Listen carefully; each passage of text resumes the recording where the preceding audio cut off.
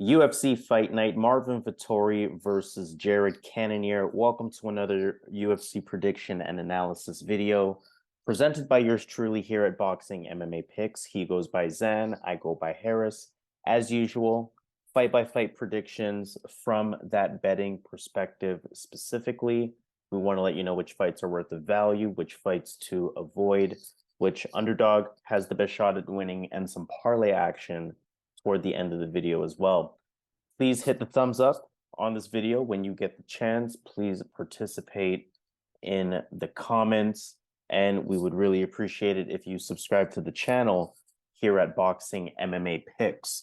For this UFC Fight Night event, we are down to 12 fights. We lost a couple of fights late into the fight week, so we're down to 12 now. Either way, 6 on the main, 6 on the prelims. So let's get started right away with fight number 1 of our prelims. We're looking at Zach Pauga versus Modestas Bukauskas. For this fight, Bukauskas 3-fight winning streak. He beat Tyson Pedro in his return to the UFC back in February. Good movement, stick and move type of style. Bit of switch stance as well with a leg heavy kick attack. Decent jab usage. His hands aren't bad by any means. A lot of fakes and feints as he tries to set things up. Expect a lot of forward action with him with a pretty solid pace as well. Effective combinations. He looks improved in his time away from the UFC. He can be pretty explosive. Cardio not an issue at all. He's been in 5-round fights in Cage Warrior, so he definitely holds his cardio well. You know, has good tools, has good speed for the division, has good stand-up, good work rate. Again, he does look improved, making his way back to the UFC.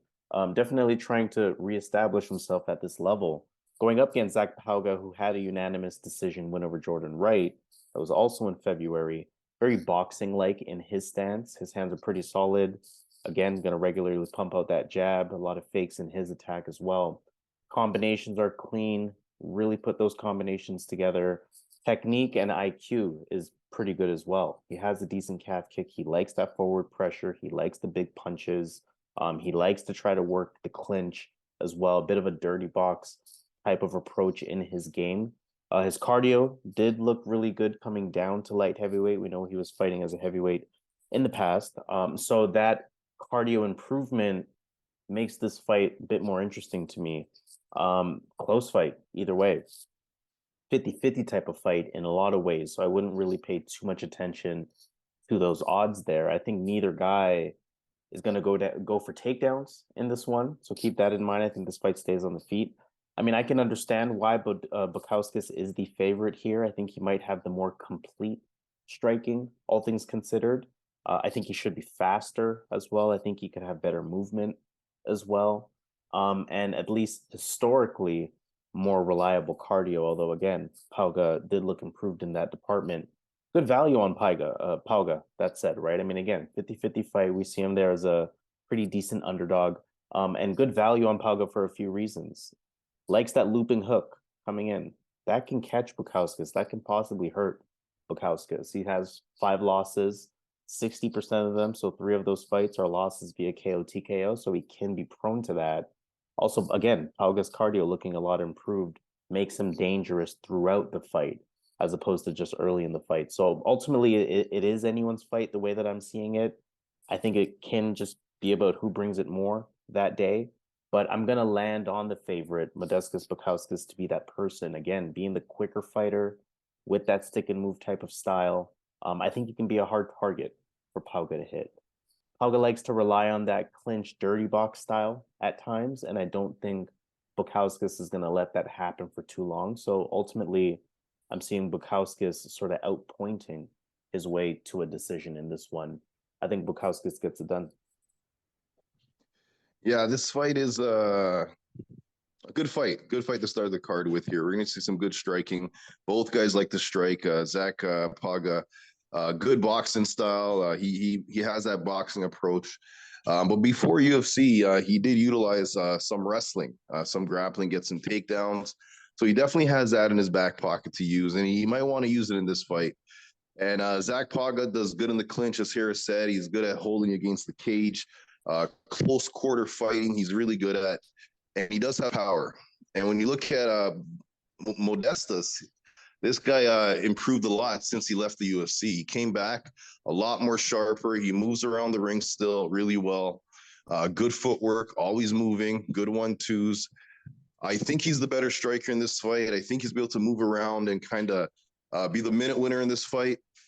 And I think he holds out. I don't think he gets knocked out in this fight. I think this is going to go 3 rounds, unless Modestas catches Pauga at some point, because he's looking real sharp lately. But I do see him winning a 3-round decision here, staying on the outside, jabbing, using his reach. And even though the reach looks pretty close, the way Modestas fights, the reach is going to look more pronounced when they fight. So I like Modestas here using that jab, and I think he gets a decision in this fight. Second fight, let's look at Dan Argueta versus Ronnie Lawrence. Ronnie Lawrence lost to Saidyokub Kakhramonov back in July. A lot of constant moving around the cage, almost a awkward Dom Cruz style of stand-up from Ronnie Lawrence. I like his kicks, good calf kick, good wrestling, which is going to be his primary strength.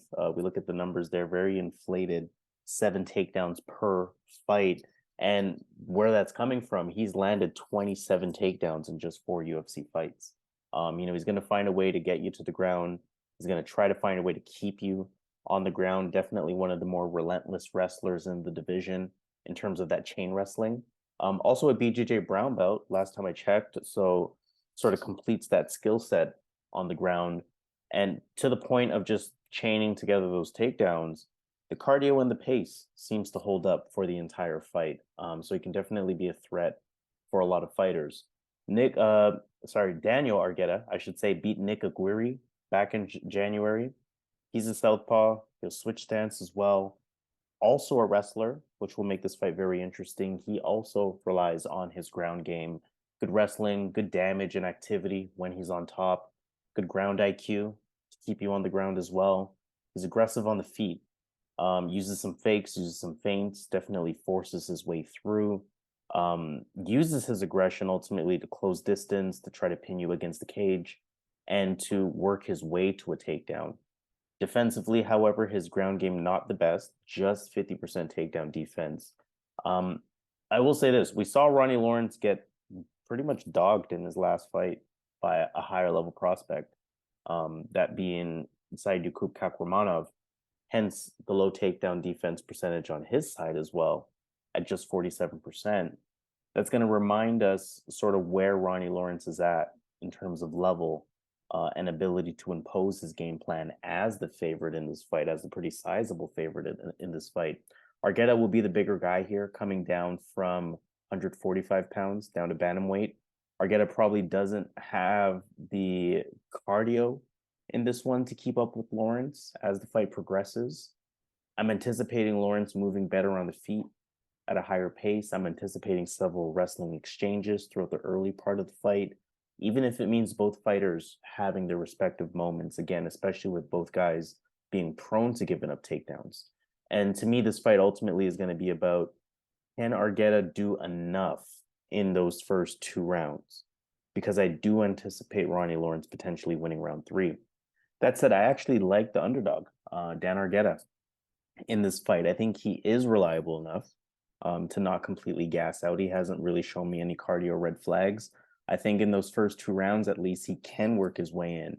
He can close distance. He can use the fact that he should be the bigger, stronger guy to actually be the one imposing that wrestling game, or at least landing more takedowns.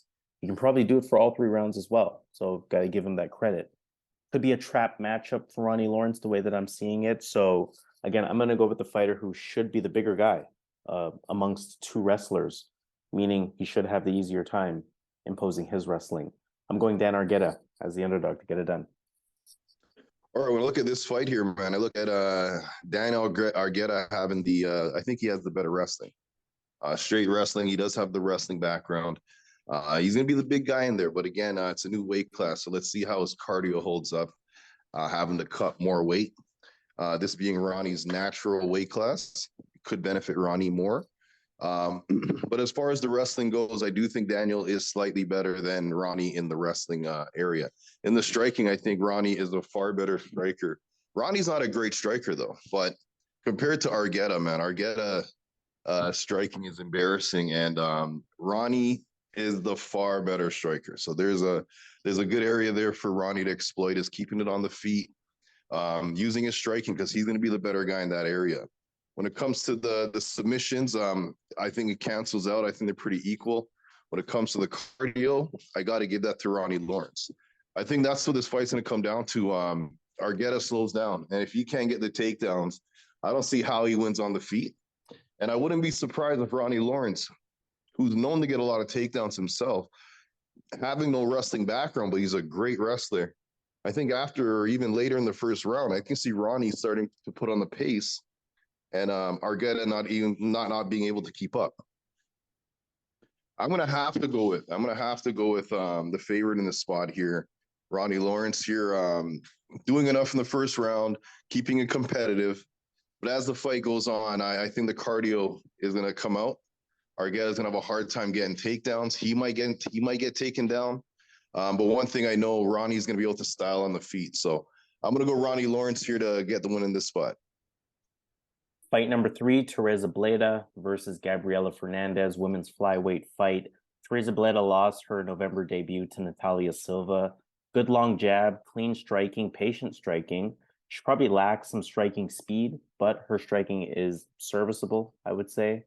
Good takedowns, especially good timing on her takedowns. She is actually introduced as a wrestler, not afraid to shoot right away without really setting it up. Good ground and pound, good top control. She can work in some grappling as well. She had Natalia Silva's coach telling Silva to avoid the clinch in their fight, which is worth noting. And if she doesn't land that takedown, she is willing to play the clinch game, the cage control game, so still sort of scoring rounds and control in her favor. One big red flag with her cardio looked really bad in her last fight, just over a round of cardio. And again, like I said, she landed that takedown on Silva in that first round. So that might mean the more work she does, the more likely she is to gas out. That could absolutely be something to watch out for. Gabriella Fernandes had a unanimous decision loss to Jasmine Jasudavicius back in February, introduced as a striker, southpaw with some switch stance. She's pretty methodical in her attack, explosive, good kicks, the footwork is there, the in and out movement is there. She can let those combinations go. And her biggest red flag is her takedown defense. It's lacking. Her clinch game is lacking as well. A bit one-dimensional as a striker. And I think that's why Gabriella Fernandes is as big of an underdog as she is. I think that Tereza Bledá can follow what Jasmine Jasudavicius was able to do to Fernandes in Fernandes's last fight. The question will be whether Bledá can keep it up for 3 rounds. And that's the big question in this one. Ultimately, not that I think she can, but I don't think her cardio will look as bad as her last fight. And that's mainly because Fernandes really isn't the same threat that Natalia Silva is, of course, because I'm anticipating more top control for Bledá throughout multiple rounds, being able to land a takedown, being able to capitalize on that. I think it'll help her cardio to be in control in those situations. So Bledá should win here, but I would say be very careful at these odds because Fernandes can have moments with the striking. She can catch Bledá the same way Natalia Silva did several times in their fight, and that could change the trajectory of this fight completely. That said, Bledá is going to be my pick, but please do not bet on this one. Okay. Yeah, this fight, when you look at these two fighters, Fernandes, Gabriella is going to be the much better striker. She does have good technique on the feet. However, as Harris said, the grappling is her big hole. And that's something that's going to be a problem because Bledá has good grappling. May not have the best takedowns like Jasmine or takedowns like Jasmine, but she's far more, she's more relentless when she gets on top. When she gets on top, she's a bit more dangerous than Jasmine. She's looking for submissions. She's looking for getting in good position, land some elbows, ground and pound. So if she can get on top, it could be a situation the fight could end soon after, right? And her cardio didn't look good, Bledá, in her last fight against Silva, but on the Contender Series, it looked pretty good. And I seen another fight, she did go decision against a Carolyn Martins. Now, that's a fight, that's a common opponent for both fighters. In her third fight, Bledá beat her by decision. And I believe Natalia Silva beat Fernandes by, I think, submission. I was watching that fight. So they do have a common opponent. But you got to factor in Bledá is only 21. And she started fighting professionally at 18. Prior to that, she started amateurs in 2017. So she started really, really young. I can see improvements happening pretty quickly with a fighter like this. I think she's going to come out here, get some takedowns, get some ground control, maybe get a finish. If she doesn't get a finish here, I think she's going to have enough cardio because when she's on top, she's not going to be expending a lot of energy. She's not going to be the one on the ground. She's not going to be the one taking that many shots at that point. So I think she can actually do the 3 rounds. I think her cardio is going to look a lot better in this fight. Get this to the mat. But again, like Harris said, man, you gotta factor in that Fernandes has a big advantage on the feet. And if Bledá, who has gassed in her last fight, if she gasses here, Fernandes will definitely make her pay, has the power to put her out. So you got to be careful in that aspect. But I do think that Bledá is going to come back here hungry from that devastating knockout that she received at the hands of Silva. I think she's going to come out here and make a point here. I think she's going to come out, get the win, decision, maybe a stoppage. 4th fight of our prelims, Carlos Hernandez versus Denis Bondar. Flyweight fight here. Carlos Hernandez lost to Alan Nascimento back in January. He's going to fight from the outside of the cage, or be the fighter from outside, I should say. Decent footwork. Combinations are pretty solid. Not afraid to engage. Definitely has that toughness about him. No real intention behind his punches, from what I find. 8 wins. None of them are via KO, TKO. So I don't really expect the punching power to be a factor here. Also, just 66% takedown defense. He's given up at least a takedown in each of his UFC appearances, including his Dana White Contender Series fight. As I pull that up here, you can see he's given up 2 takedowns to Alan Nascimento, 1 takedown to Victor Altamirano, 5 takedowns to Daniel Perez on Dana White Contender Series. So again, just 66% takedown defense, but again, giving them up in each of his fights. Could be a bit vulnerable there. Could be a threat in this fight. Denis Bondar lost to Malcolm Gordon. That was all the way back in his February 2022 debut. Really comfortable and quick in the stand-up, especially with his feints, with his movement. Good striking defense from what I'm seeing from him. I like how he mixes up his striking. Seems to be pretty knowledgeable on the ground as well, from being able to land takedowns to defending against submissions to improving position, whether on top or on bottom, to keeping his opponent on the ground. Seems to have that component of his game to him. Bondar never really got a chance to get going in that Malcolm Gordon debut. Of course, he lost via injury in a scrambling position. So I think that's going to be a motivating factor for him. I do like him to get going here. I think he started as an underdog, but slight favorite now at this point. But I like him to get going here. I like him to sort of be able to prove himself, be hungry for that opportunity. And also, just analytically, Hernandez is prone to giving up those takedowns, like I mentioned. And I feel like Bondar can capitalize on that. Whereas, the Hernandez's strength is maybe the striking, perhaps. But I feel like Bondar can essentially match that level of striking. I don't feel like Hernandez can match Bondar's level of ground game. Close fight, or could be a close fight. I just think that Bondar is going to have a wider tool set to resort to try to find ways to win the fight. And again, I think he's going to be hungry with what happened in his last one. So Bondar is going to be my pick. Yeah, so we got 2 guys here. Bondar is going to have a big grappling advantage. One good thing about Bondar and his grappling is when he gets it to the mat, he's looking to finish fights. If you look at his record, he finishes 90% of his wins. This guy does not want to play around, but he can also go 3 rounds. He has good cardio for that as well. But if he gets it to the mat, he has good arm chokes. He has good guillotines. He's good at taking the back. This guy's a good grappler. My concern is for his style, he doesn't have the best physique for that style that he likes to use. That grappling approach, getting into the mat and submitting fighters. I think he's a bit small in there. Hernandez, I think, is going to have the striking advantage, a decent size. I think he's the much better striker, more technical, 1-2s, good boxing, decent in the jiu-jitsu area. But like Harris said, the takedown defense, the wrestling needs a lot of work. I'm gonna go with Bondar in this spot. I just think he's more dangerous. I think if he gets it to the mat, he's gonna be looking for a finish here.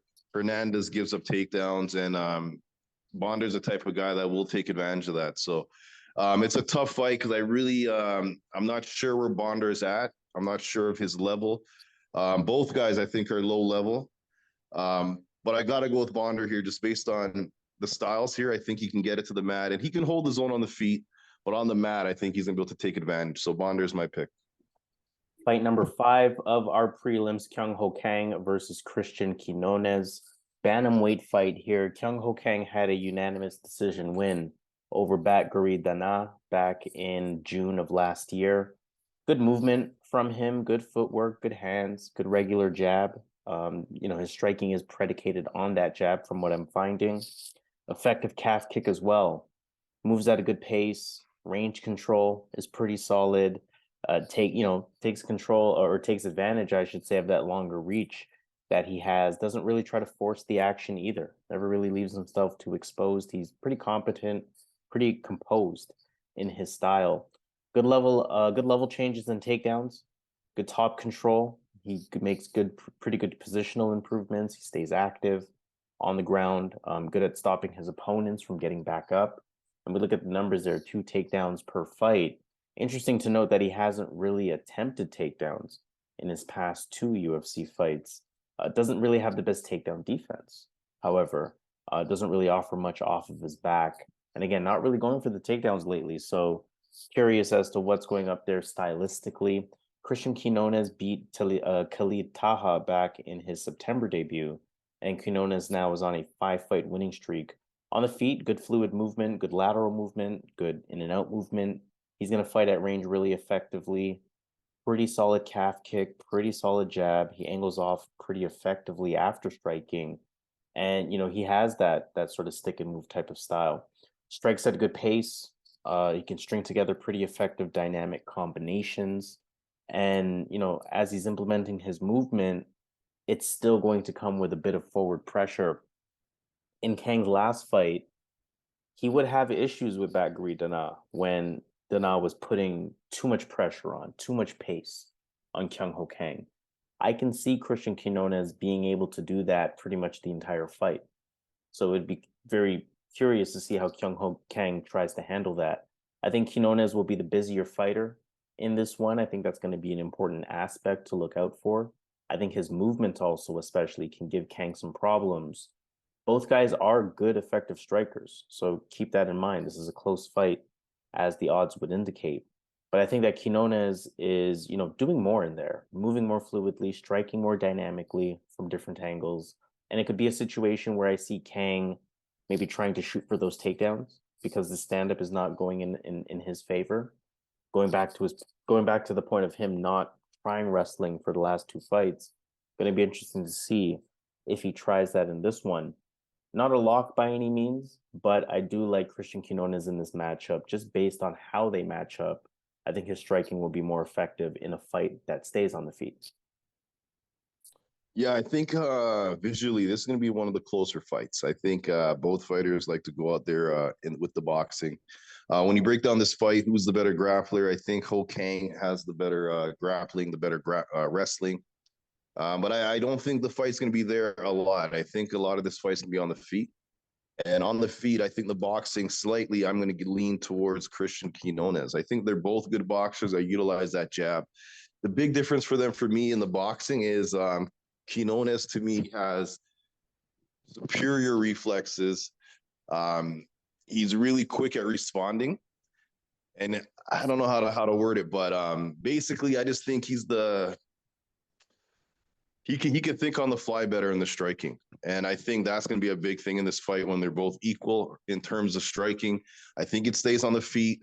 I just think Quiñonez is slightly the better boxer. And I think he's going to come out here. He's a younger guy as well, fighting a 35-year-old. Quiñonez looked really good in his last fight. I think he's going to carry it over in this fight, outstriking Ho Kang. Even getting him hurt at some point. He might get a finish in this spot because he looks pretty sharp in there lately. So I'm going to go Cristian Quiñonez. I'm going to see improvements I'm expecting. But even if it's the same Quiñonez in his last fight, I think that's enough to get the win here. All right, let's look at now what is our final fight of the prelims. Jimmy Flick versus Alessandro Costa. Flick lost to Charles Johnson back in January. Good, decent skill set on paper. He's sort of a boxer wrestler style of fighter. I will say his stand-up is fairly basic. Doesn't really move his head much. Uses just enough stand-up to attempt the takedown. Willing to clinch, willing to work the cage. Has that wrestling approach, as I mentioned, 2 takedowns per fight. And 14 of his 16 wins are via submission. He can definitely be crafty when he does land those takedowns. He can be a submission threat. That goes without saying. The key red flag for Jimmy Flick is really how durable is he? We look at his record, 16-6. It's MMA, no big deal. Of those 6 losses, 5 of them are via KO TKO. He's been finished in his last 4 losses. And that includes time off between fights as well. So you really just kind of ask yourself at this stage, I mean, he's only 32 years old. He's only 22 professional fights, but, you know, how durable is he? He's not really able to handle these guys, or is he, right? Alessandro Costa lost to Amir Albazi in his UFC debut in December. No slouch there. I mean, that's Amir Albazi. Solid striker, bit heavy on the front foot. That's going to allow him to generate pretty good power.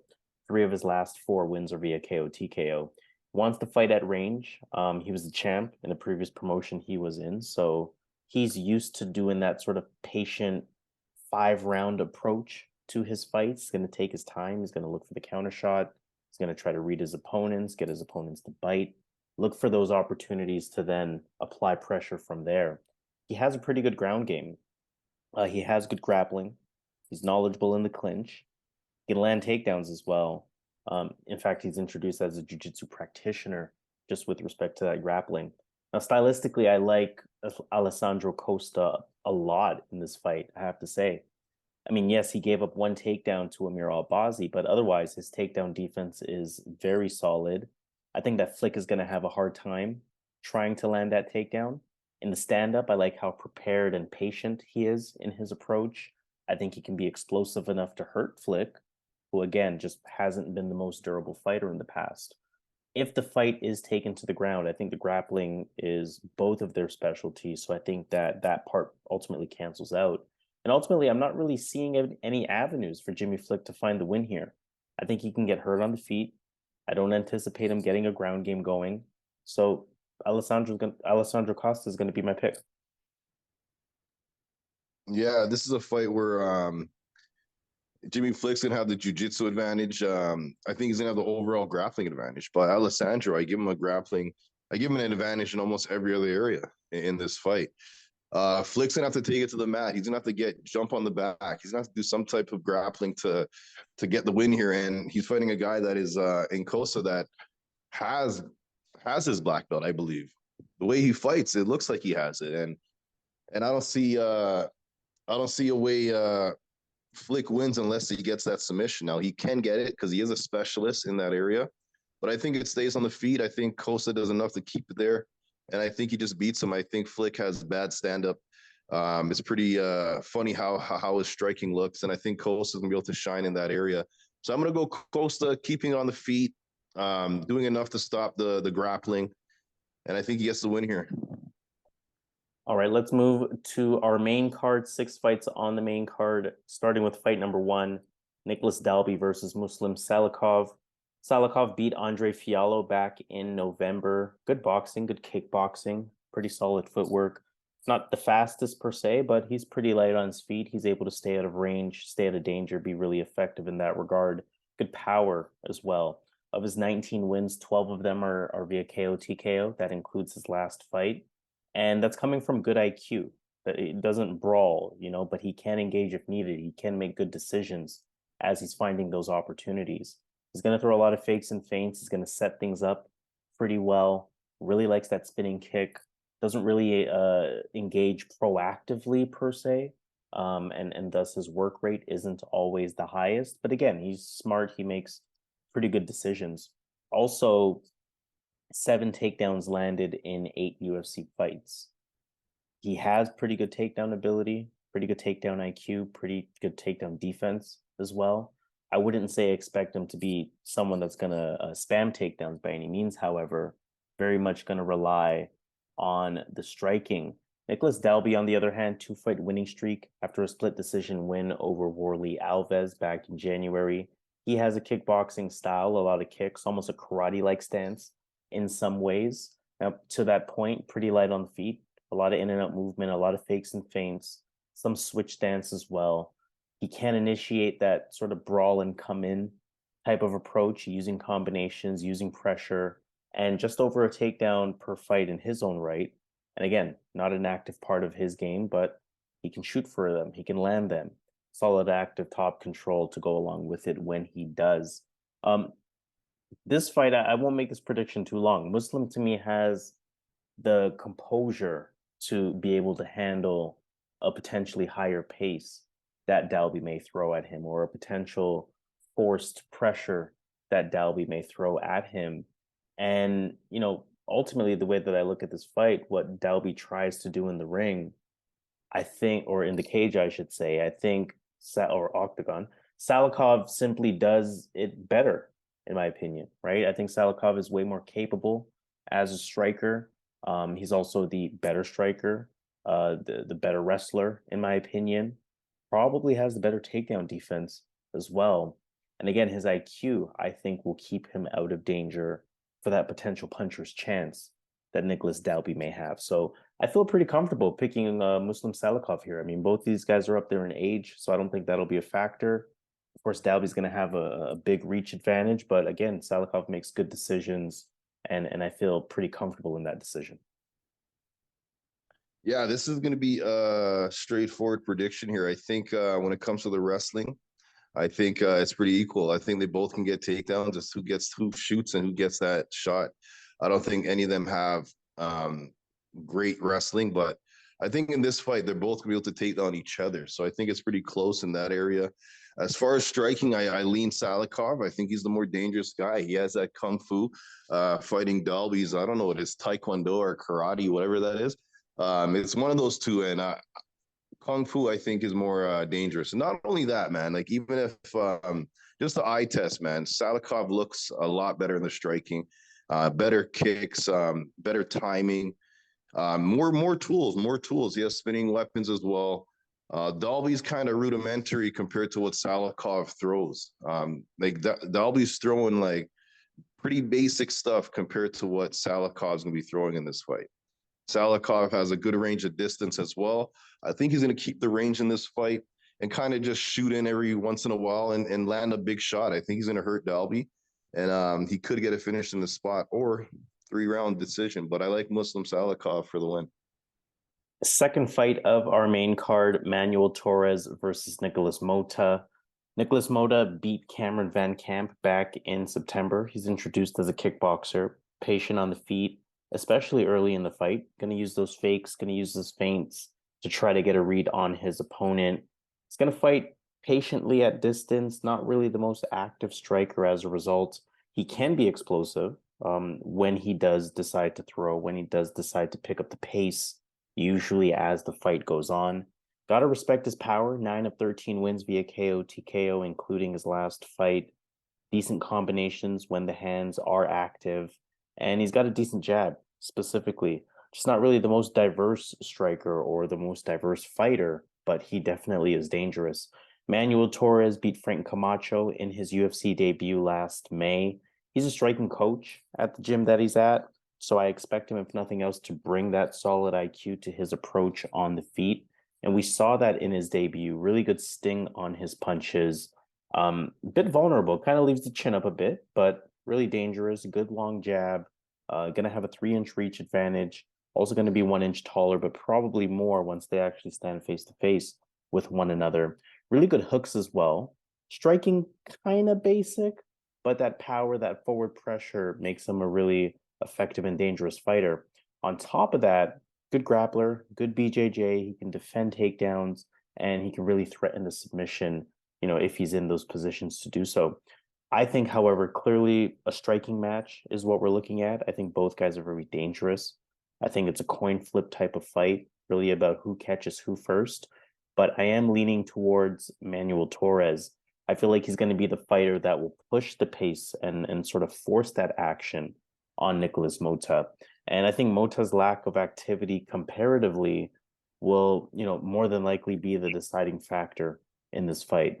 I will say good value on Nicolas Motta. Again, he is dangerous regardless, but I think that Torres is going to be the one to get it done here. Yeah, Torres is a very dangerous guy, man. This guy sits down on his punches. Really heavy power, man. He hurts these guys, knocks them out. Almost all his fights he's finished. I think all his fights he's finished, all his wins he's finished in the first round. So he rarely sees the second, third round. Motta, well-rounded guy, grappling, striking. But I think Torres, with that power, with that freakish power, and the way he throws these hands, the way those hands fly, he could have the advantage, Torres, in the striking. But as far as the grappling goes, I give Motta that advantage. The cardio, a lot of unknowns on the Torres side. The way he strikes, though, there's no way he can keep that up for 3 rounds. So I got to go with Motta on that. I think this is a fight that Motta, his movement in the ring is in the cage, his footwork, just avoiding the danger from Torres. If he does that, I think he can extend the fight, get this to the second, third round. I think Motta is going to be the one that has the better cardio, putting on a better pace at that point. So I'm going to go with Nicolas Motta. I wouldn't be surprised Motta catches Torres. They both have power. I'm going to go with Motta being the more well-rounded guy, the more skilled fighter, in my opinion. And I think he might be able to extend the fight. So I'm going to go Motta to get the win here. Third fight of the main card, Pat Sabatini versus Lucas Almeida. Sabatini lost to Damon Jackson back in September. Ground game specialist, great top control. D1 wrestler, also a BJJ black belt. For whatever reason, doesn't really have the greatest takedown defense. However, 11 of his 17 wins are via submission. Stand-up, maybe serviceable at best. Fights from distance, a little bit of a switch stance. Definitely will take his time. Sneaky power as well. So not useless by any means with his striking. That said, not really the most active striker. Very patient with that ground approach. Does a good job at setting things up. Pretty methodical, really up until his last fight, it was working. So, sort of no reason for him to switch that, minus his last fight. Lucas Almeida, 2-fight winning streak. He beat Mike Trezano last year, right around this time. Solid striker with some punching power, swings heavily, especially in that early part of the fight. 14 wins, 100% finish rate, 9 TKOs, including his last fight, 5 submissions to go along with that. Not just swinging heavy though, right? He peppers, his pace is good. He wants to be the fighter, sort of putting that forward pressure on. He'll throw multiple punches at a time. He'll strike first rather than playing the counterpuncher role. And he's really effective on the feet. I also like his survival instinct that he showed, especially in his last fight. Trezano clipped him really bad in that first round, and he recovered and he finished the fight in his own right. In this match, striker versus grappler wrestler type of matchup, I think that Almeida is super live as an underdog, again, especially with the striking discrepancy that I can anticipate in this fight. I think that Almeida can capitalize on being the better striker, on forcing the pace, on forcing the action on Pat Sabatini. We know that Sabatini, or I would assume that Sabatini does have that ground advantage. I would assume once he lands that takedown, that would pretty much be the round for him.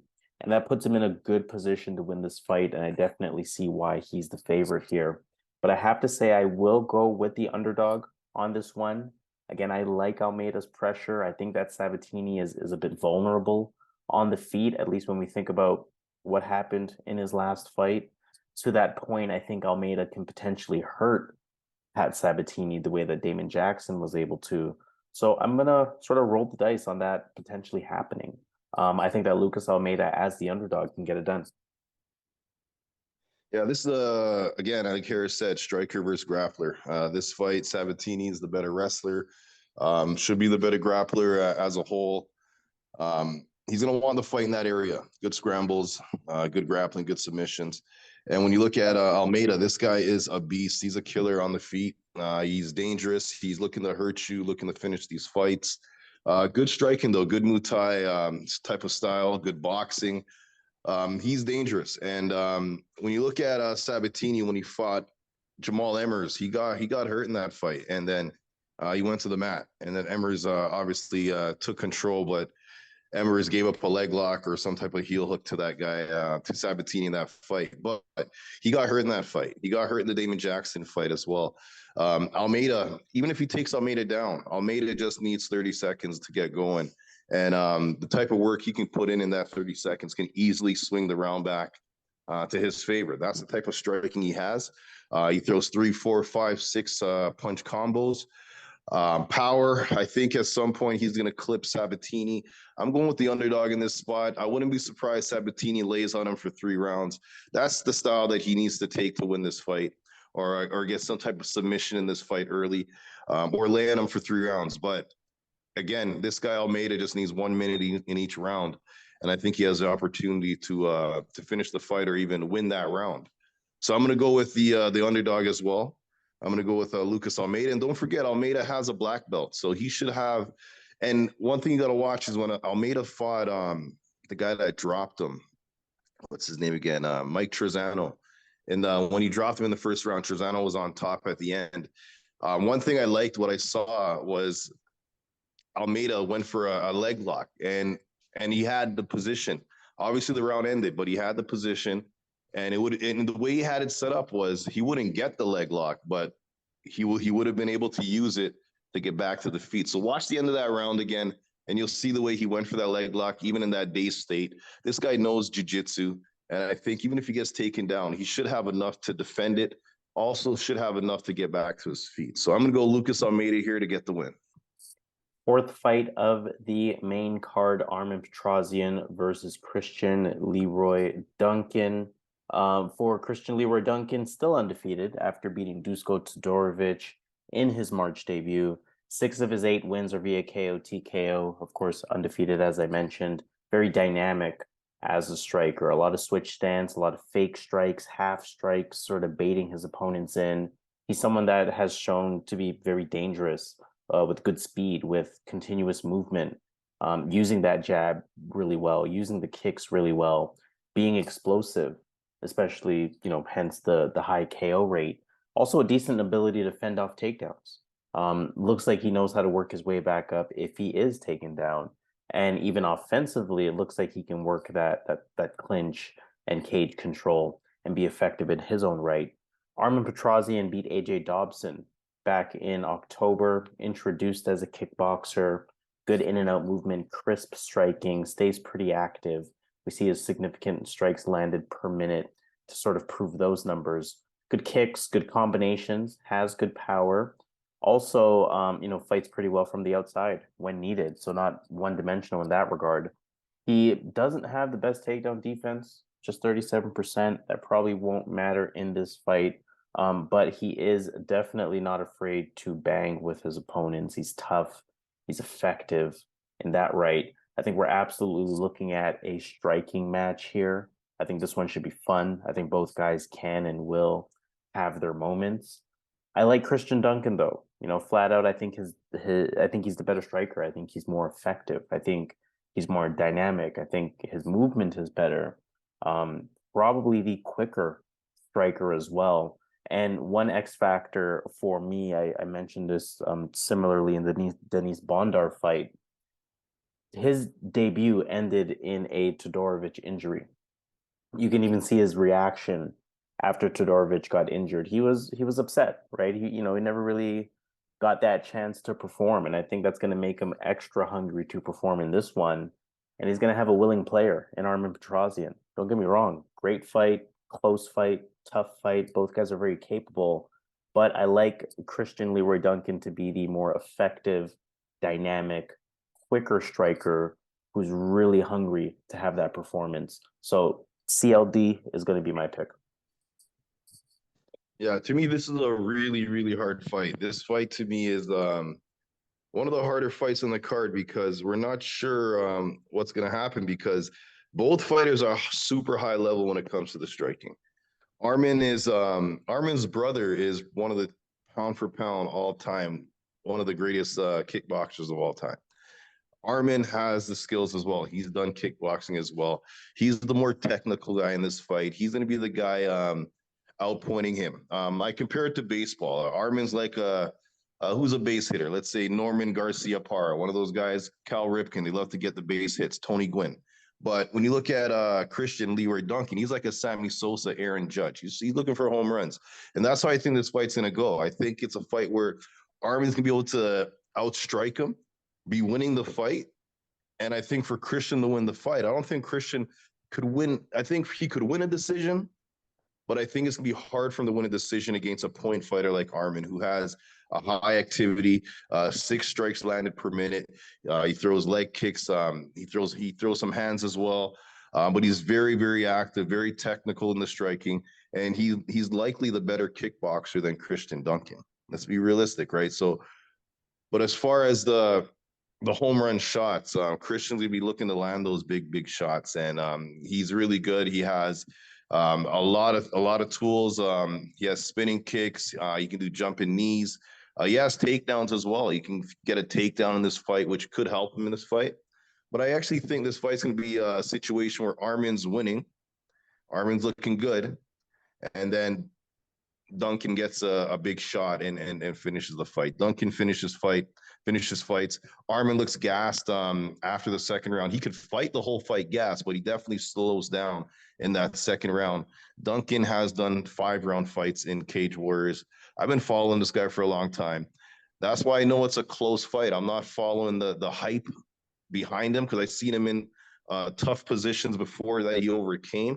He's undefeated. He has a long amateur record. But I do think Armen is the better kickboxer. I think Armen is the better striker. And it makes me want to lean that way because I think Armen could win this fight. But something's telling me Duncan's going to land a big shot here. He always does. He has the 5-round experience. So I think the cardio, he's going to be able to hold up for the 3 rounds really well, better than Armen. So I'm going to go with Duncan, Cristian Leroy Duncan. But again, I think this fight is 50-50 because Armen to me is the better kickboxer. Flat out. So Duncan's my pick, but I think Armen is a super live underdog here. I think this fight should be 50-50 or Armen the slight favorite. All right, let's move on to our co-main event of the evening. Arman Tsarukyan versus Joaquim Silva. Arman Tsarukyan got back into the win column. He beat Damir Ismagulov back in December. We know who he is, right? I mean, well-rounded fighter. At the highest level, pretty much. Good boxing, good kickboxing, good combinations, good in and out movement, really good counterpuncher, especially really good power to go along with it. Really good calf kicks, good movement, good takedowns, good top control. Still just 26 years old. So still very much getting better. Probably hasn't even hit his prime yet. Joaquim Silva beat Jesse Ronson back in October. Good amount of power, good power punches, especially with those hooks. Solid on the feet. He can mix it up well. He can be explosive, but he can be a bit out of control sometimes. Good in and out movement. Don't really expect him to land takedowns, though he is a good grappler with effective top control. But also important to note, doesn't really have the best takedown defense. Let me get straight to the point here, though. Arman Tsarukyan, huge favorite, so big that I'm not even going to bet it because anything can happen in a fight. Biggest favorite on the card. You can absolutely lock this one in. Silva's hittable on the feet. Silva can't defend the takedown. Tsarukyan should be able to get this one done fairly quickly in whatever way he wants. So Silva is tough, is a threat, can be explosive, has striking moments, but Tsarukyan should be the far better fighter and should be able to get it done pretty easily. Yeah, I hear you, man. I'm with you on every point you made, man. Tsarukyan is dangerous. He's a prospect. But one thing about Brazilian fighters, man, they could be 3-1, 4-1, 5-1 underdog, and these guys can win those fights. Those guys, those Brazilian guys, are the ones that pull off a lot of these upsets. Adriano Martin's knocking out Makhachev. Gleison Tibau really beating Khabib, getting robbed by the judges. These Brazilians, man, Nascimento is another one off the top of my head. Nascimento beating that British guy, was it Hadley, his name was? Yeah, I think that's his name, Hadley. Big underdog in that fight. Jake Hadley. Yeah, Jake Hadley, big underdog in that fight. What I'm saying is, even though everything points towards Sarukian winning, and I'm definitely going Sarukian, there's something about Brazilian fighters being underdogs that even when they're an underdog, because they're so well-rounded as fighters, because of that, and they're usually good in one area. In Silva, he's good in the striking. They're usually really good. Some are really good in the grappling, the submission components. So if they can get that fight in that area, these guys can win those fights, and they have, right? So look at Makhachev. He got crushed by, I think it was Adriano Martins, another Brazilian. So I'm going Sarukian, but 1,000 odds plus what is that? Minus 1,100 odds. Yeah. I wouldn't put a bet on that, man. These are professional fighters, and it just takes one shot, right? Sarukian, we're not sure how his chin's gonna hold up if he really takes a shot. He should win the fight easily, but again, you never know. But I'm gonna go Sarukian to get the win, and he should win dominantly. But again, these guys just need one moment to win the fight. All right, let's move on to our main event of the evening. High stakes middleweight fight. Marvin Vettori taking on Jared Cannonier. Vettori had that unanimous decision win over Roman Dolidze back in March. Good overall MMA game. Southpaw on the feet, good hands. He can land good combinations. Really good at closing that distance, using an active jab hand. Good pressure fighter when he needs to be. More important, or most importantly, I should say, he's tough, has a chin. He can take his opponent's best shot. He's a workhorse, right? Constant pace, constant activity. Expect those level changes, expect those fakes and feints, and it works for him because he's also a pretty solid wrestler. Not a relentless wrestler, not a smothering, overwhelming wrestler by any means, but he can land takedowns. If you look at the numbers there, 1.77 takedowns per, sort of more importantly, 45% accuracy, which is pretty good. Good ground and pound to go along with that active ground and pound.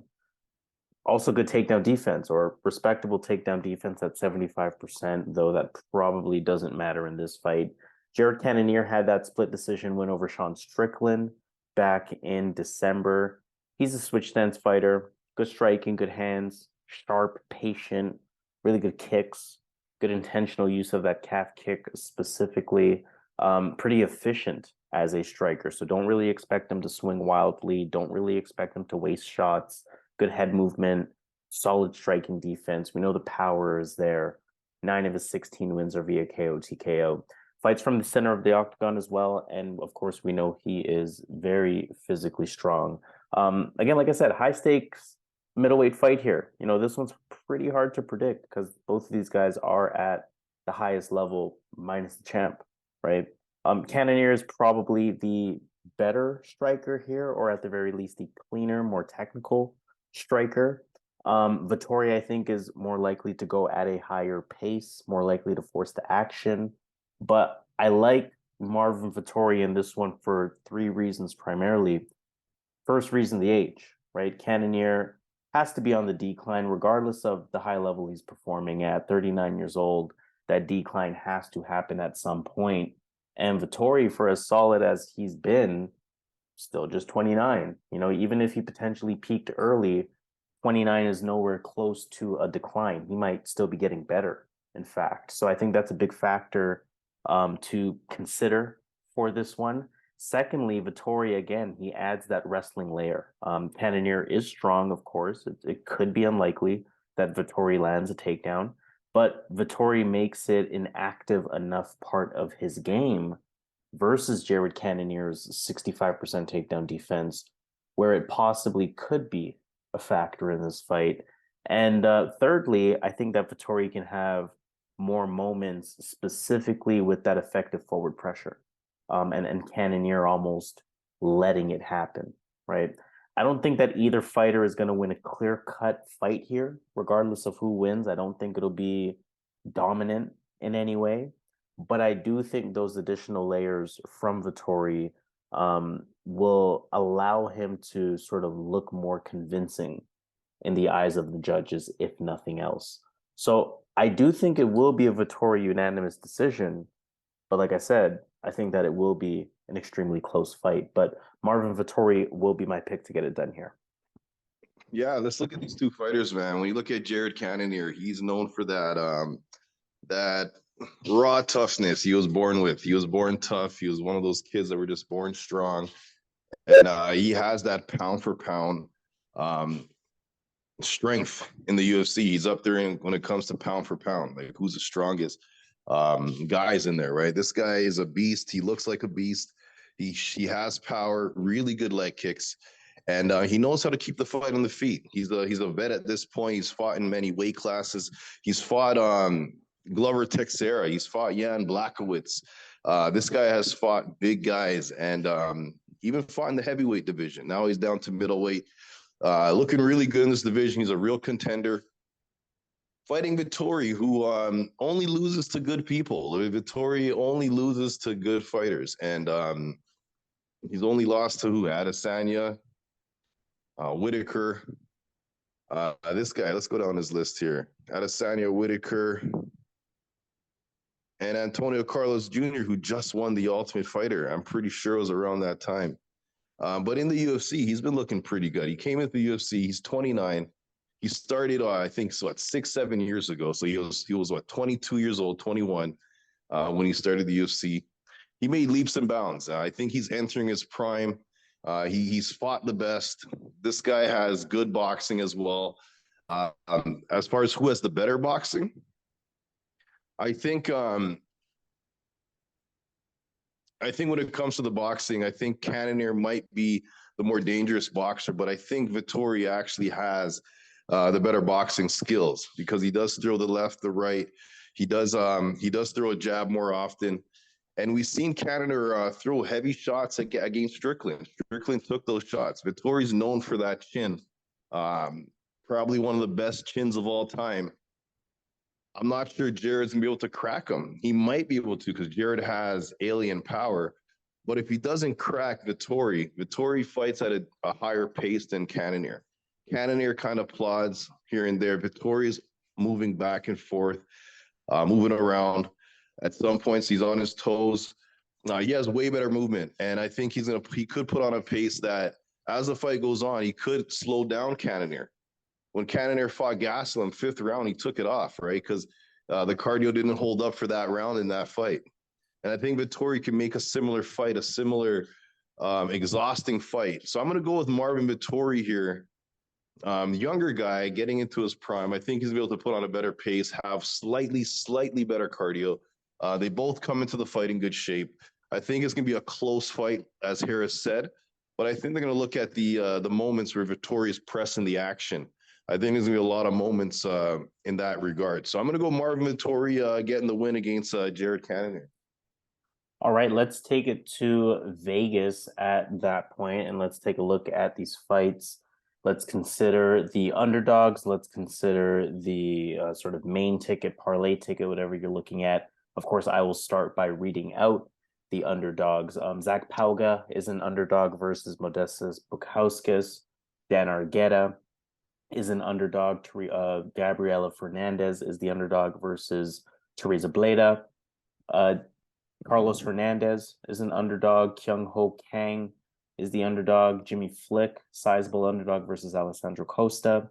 Nicolas Dalby is the underdog. Nicolas Motta is the underdog. Lucas Almeida, underdog. Armen underdog. Joaquim Silva, of course, as we mentioned, a big underdog versus Arman Tsarukyan. And the Vettori fight, Jared Cannonier is currently the slight underdog in that one. Okay, so underdog-wise, I'm going to go with Nicolas Motta. All right, Nicolas Motta. My underdog pick will be Lucas Almeida. At that point, both of them 2.5 odds, so could be some decent value on either of those two fighters. And in terms of parlay ticket, favorite ticket, who are you considering for that? Let me go after you, man. I'm actually making mine right now. Sure. So for mine, few that I feel solid about. I do feel pretty good about the Muslim Salikhov fight. I do feel good about the Alessandro Costa fight as well. The third one is a bit more of a dice roll, but I kind of like the way that fight is shaping out. I like Cristian Quiñonez in that third spot, and those three fights would be a 3.37. That means that $100 will get you a total return of 337, and for our bigger bettors, $250 will get you a total return of 844 for yourself. All right, so I'm rolling with Modestas Bukauskas. I'm rolling with Alessandro Costa, and I'm gonna roll with Denise Bondar. Denise Bondar. All right, so those three fights, 3.61. That means that $100 will get you a total return of 361. For our bigger bettors, $250 will get you a total return of 902. So let's sign off on that note. This has been UFC Fight Night. Marvin Vettori versus Jared Cannonier, your full card prediction video presented by yours truly here at Boxing MMA Picks. Again, if you have not done so already, please hit the thumbs up on this video. Please subscribe to the channel here at Boxing MMA Picks. And most importantly, we want to hear from you in the comments. How do you feel about our picks? Who are your picks? What parlays are you looking at? What underdog are you looking at? If there are additional props that you potentially want to consider, let that be known in the comments. We're more than happy to provide additional insight. And if you just want to talk any fight additionally in depth, we're happy to have those conversations as well. Let that all be known in the comments below. But again, officially signing off, UFC Fight Night, Marvin Vettori versus Jared Cannonier. Full card prediction video by yours truly here at Boxing MMA Picks. He goes by Zan, I go by Harris in our usual fashion. Let's get this money. Let's get it.